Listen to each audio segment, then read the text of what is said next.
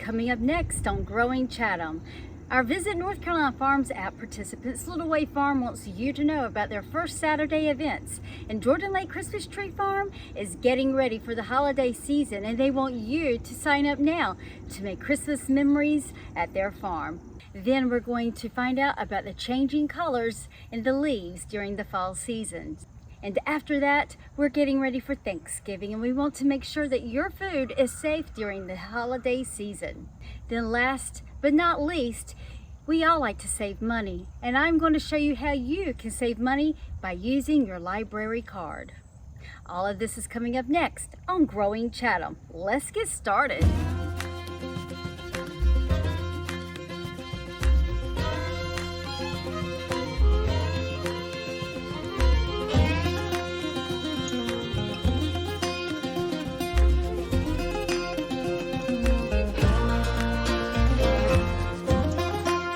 Welcome to Growing Chatham. I'm Tiffany Hancock, North Carolina Cooperative Extension, Chatham County Center. We're going to head out to Little Way Farm and find out about their first Saturday events that happen the first Saturday of each month. We're Joe and Michelle Sroka, and we run Little Way Farm in Chatham County. We're just finishing up our 5th growing season here, and we try to follow regenerative practices and mimic natural systems as best that we can. We're raising beef, pork, chicken, we do eggs and turkeys as well. And just a couple months ago we rolled out first Saturdays on the farm, so between 10 to 1 on Saturday you can come visit the farm, shop in our new farm store, walk the farm, we'll do tours, you can see the animals and meet our family on those Saturdays. This is the porch of our farm store where we host our first Saturday of the month gatherings.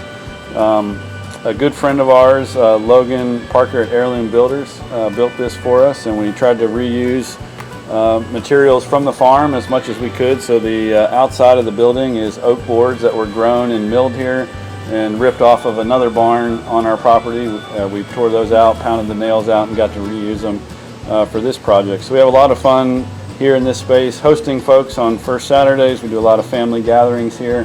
And then we also do all of our order fulfillment for shipping and regional pickups, and our home delivery all happens out of this same space. So we're really excited about the functionality of it and getting to share this space with the community.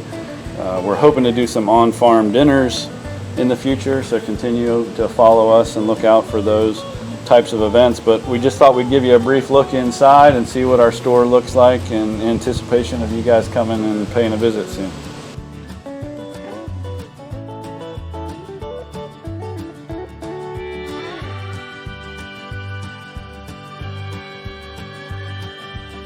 These are all our pasture-raised eggs. We're also carrying cream top milk from our friends at Ramloo Dairy in Eli Whitney. We carry their whole milk, low-fat milk, chocolate milk, buttermilk. It's all really delicious, non-homogenized. So you leave it in your refrigerator overnight, and in the morning you've got the cream all risen to the top. It's really great milk. We are also selling honey from our friend Dustin at Blue Fork Creek Farm. This is 100% natural honey. It contains both the pollen and the bee propolis, so it's really healthy and good for you, and it's local, so it's going to change color. The way that you know that it's natural actually is it will eventually crystallize, and this tells you that it's actually raw honey. The way that you fix this is you just stick this in a pot of warm water and it will liquefy again. Okay, but you can also see the color variation, and honey is going to change color throughout the seasons as the bees find different sources of pollen. So especially in the late summer and fall with goldenrod, it's going to get a really nice deep amber color to the honey. Okay. We also sell Lindley Mills flowers. So for those of you who know, Lindley Mills is, I think, an 8th or 9th generation mill in Graham, North Carolina, and it's all organic. So we have their oat bran muffin mix, their 100% organic stone ground grits, and then we're also offering all-purpose flour and super sprouted wheat flour. So this is flour in which the wheat grain is sprouted, which is increased nutrition. It's also improved digestibility for people who find wheat products hard to digest. We also have a bargain cooler. So this is something you can only access if you come to our farm store. So we encourage you to come visit. But everything in here is marked down. So we have packages of things that are a little bit smaller. We have a few things with broken seals that are still just as good. This is what we eat, but probably not good enough to sell at our top retail price. So this is something that, again, if you're on a budget, you can come in here, rummage around, find really good food to eat, and pay at a reduced price. This is our frozen meats cooler. We sell beef, pork, chicken, and lamb. And all that can be found here in our freezer on the store. But I just wanted to highlight a couple of our unique products. One thing that we do offer is traditional dry cured salami. So this is our pork made from a very high-end salami maker, and it's USDA inspected. They grind their spices for their salami the morning of production, and then it's dry cured for 4 to 5 weeks. It's a really great, just a great product if you're doing a charcuterie board or having people over for dinner. Another neat trick we like to do is leave it frozen and run it through a cheese grater, and then you can top your salads with it and get a lot of protein real quick and easy that way. A couple of our other neat products, we just got this a few weeks ago. It's our Manganero beer sausage. So we partnered with Siler City's first and newest brewery, Thirsty Skull Brewery. And we're using their pressure drop IPA. It's our pork, and then mangoes and habanero peppers. It's a real great sausage. It's been real popular here. And then we also offer a half smoke sausage. It's kind of unique. A lot of farmers in the area have a beef product or a pork product, but this is a beef and pork sausage with freshly ground spices, mustard and garlic, paprika. And it's just a really, really good sausage. And we have all those here. You can order these online, but these are some unique things you may not see everywhere else. You can find our products online on our website at littlewayfarmsilercity.com. We offer on-farm pickup as well as regional deliveries in the area, and then we also offer home delivery from Raleigh to Winston-Salem. Thanks for watching this. As soon as Thanksgiving is all finished, folks start putting up Christmas trees. So why not make memories at Jordan Lake Christmas Tree Farm? Let's find out how you can get your Christmas tree from Jordan Lake Christmas Tree Farm. Welcome to the Jordan Lake Christmas Tree Farm. And we're in northeast Chatham County. And we started our Christmas tree farm about 28 years ago. We took it over from another family that lived here. So we allow people to come out, cut their own, as well as we can cut for you. We have so many people come out and have such fun at Christmas time. We thought it would be great to open the farm to the public to get a sense of just being outdoors and having a good time. So we are trying to do a lot of agritourism business here at the farm. We've had the varieties of Christmas trees.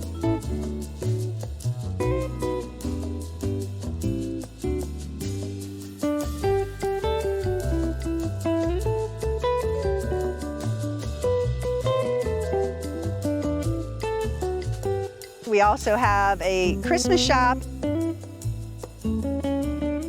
Local artisans and producers sell in our shop, as well as do US-made products in the shop. And all of that information on our website at jordanlakechristmas.com.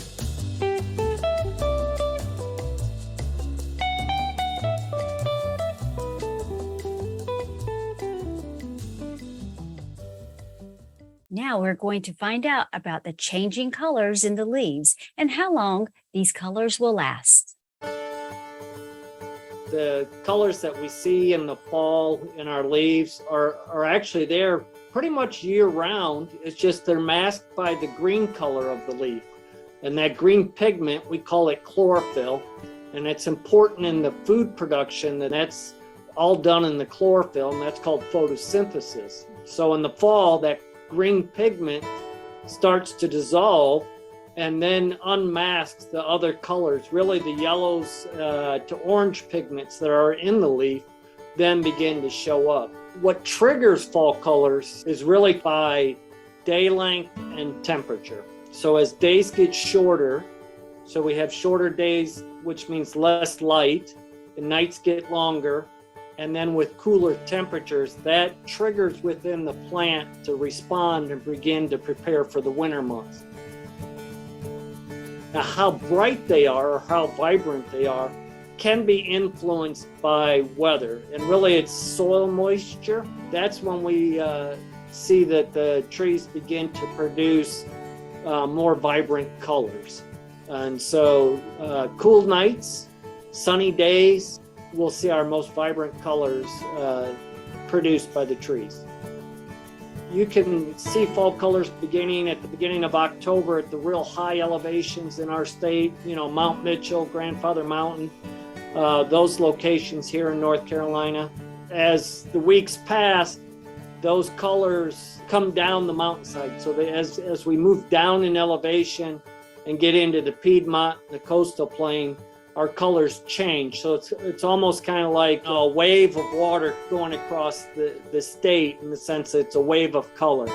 And so if you miss the peak in the mountains, you can always see the peaks in the Piedmonts or peaking colors on the coastal plain.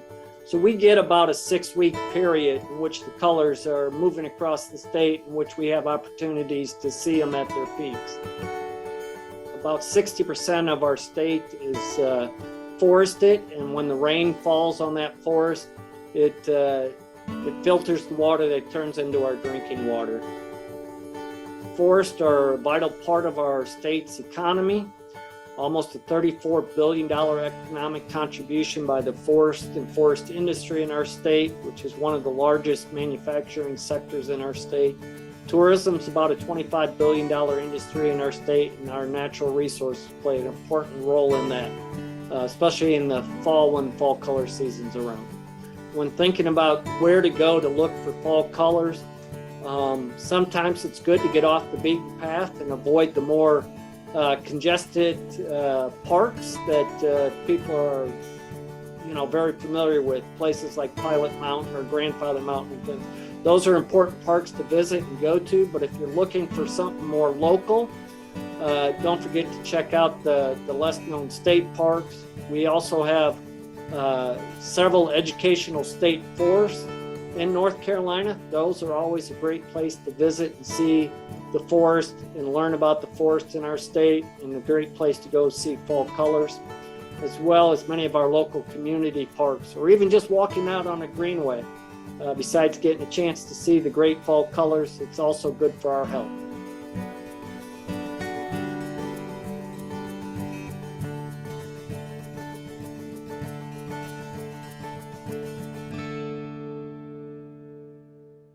It's that time of the year again. Getting together with friends and family. And of course, when friends and family get together, there will always be food. And we want to make sure that you're handling your food safely, because no one wants to get sick during the holiday season. Here are 2 videos from our homegrown channel to help keep you and your family safe. So a lot of recipes now call for people to brine their turkey. What's the best way to do that safely? The best way to do that is to make sure that you're not doing it in a way where you're gonna spread whatever's on the outside of that turkey all throughout your kitchen. Brining's great from a taste standpoint, allows us to add some salts in there, which can also soften the meat up, make it a little more tender. But remember that anything's on the outside, as soon as I put water in it, it's gonna sort of move into that water, and now I can splash it all over the place. So how I've brined in the past is I get a really big bag, and you can buy bags at grocery stores that are big enough for turkey brining. I put my turkey in there. I will actually do this outside in the garage, so I'm not gonna contaminate my kitchen area where I'm gonna be doing any of my meal preparation. Take that bag, fill up with the brine, water, any of the spices that are in there, tie it up. I actually will double bag it because I wanna brine mine in the refrigerator overnight, usually like 12 hours, but I'm really careful to make sure that I'm not leaking any liquid out. Is it safe to brine in a large bucket, which is what I see a lot of? And how do you keep the temperature in the right range if you're going to be brining in that situation? Such a great question. Same kind of thing. I would make sure that that bucket is meant for food. What I really worry about on temperature on that is that as it's sitting there, I'm going to try and brine it for 10 or 12 hours, that it's going to start getting to ambient temperature, and then I get some growth of the nasty bugs that we're worried about. I would brine it in ice. So I would get a situation where I've got this bucket, I drop my turkey in there, and then I'm gonna put ice on top of that to make sure that I'm keeping it below 41 degrees. And then I'm gonna monitor it with a thermometer.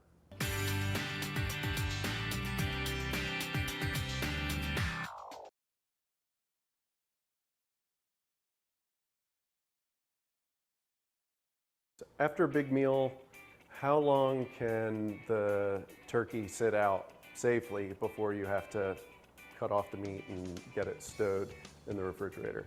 What I like to do is almost immediately afterwards, I'm already getting it into bags. And in fact, sometimes before we even start eating. The real goal is to get it refrigerated and chilled as quick as possible, because it's gonna extend not only the quality of that food, but really is where the safety aspect comes in. A concern that a lot of people have is that they don't want to put food in the refrigerator while it's still hot. Do you let it cool a little bit before you put it in, or can you just go ahead and put it directly into the fridge? You can really put it directly into the fridge. We used to have that concern when we had older models of refrigerators that cycled. Modern refrigerators, and by modern I mean anything that is as old as we are, those refrigerators don't really kick on and kick off, and you don't get this like overwhelming aspect of heat in there. So for other sides, like mashed potatoes or stuffing or whatever, is it the same thing? Do you put it into smaller containers so that it will cool more quickly? Yep, it's really the same thing. And now all of a sudden I've got maybe 6 or 8 different things that I'm trying to manage in my refrigerator. And I don't want to overload the refrigerator in a sense of putting things on top of one another. I'm not worried about the collective heat that's there, but I don't want to have 4 or 5 things that are stacked on top of one another. It doesn't matter what those dishes are, but it's the same thing. You don't want the food insulating Exactly. itself from cooling down. Yep, absolutely. How long can we have our holiday leftovers in the fridge? How long is it going to be safety and still taste good? Most of the time, the recommendations that are out there are 3 days, 3 to 4 days. And that recommendation is based on really what's the temperature of your refrigerator. So I set my refrigerator below 41 degrees. I like to hold it somewhere around 38, 39. At that temperature, I can keep those leftovers for 7 days. Because 3 days, Matt, it's not enough time.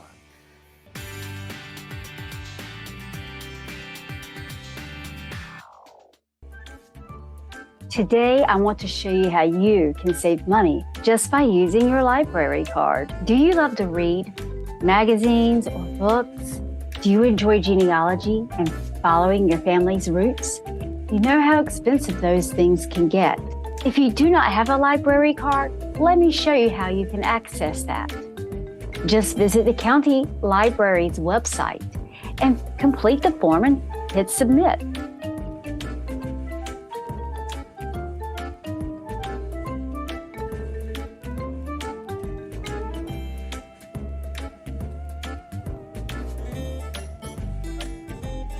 Once you submit that form, a librarian will contact you with all your information. If you'd rather go to the library in person to get your library card, that's totally fine. A librarian will be happy to assist you. Are you ready to start saving money? Let me show you how. So when you visit the Chatham County Library's website, you will find featured online resources at the bottom of the page. For genealogy, we have the African American Heritage website.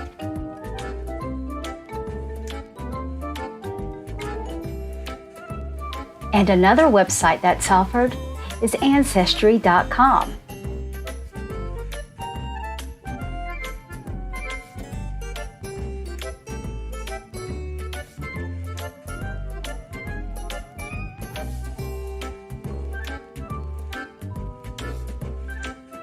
Newspapers.com is also available. This free version that's offered through the Chatham County Library offers newspapers from Chatham County's past.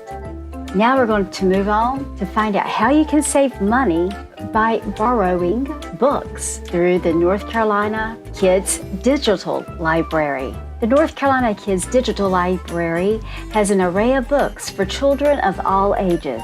The next resource is Novel List Plus. Novel List Plus is a reader's resource. Through North Carolina Live, you're on your way to Novel List Plus. Here you can find books for all ages, from children to adults. And while you're in this portal, you can click on Learning Express Library.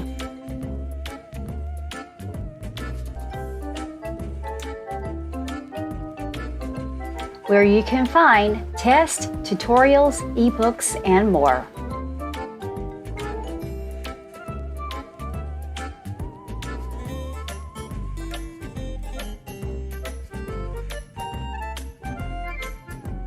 And last but not least, we are going to visit the E-Incorporated Library, where you can check out ebooks, audiobooks, and magazines. This portal offers over 42,000 titles.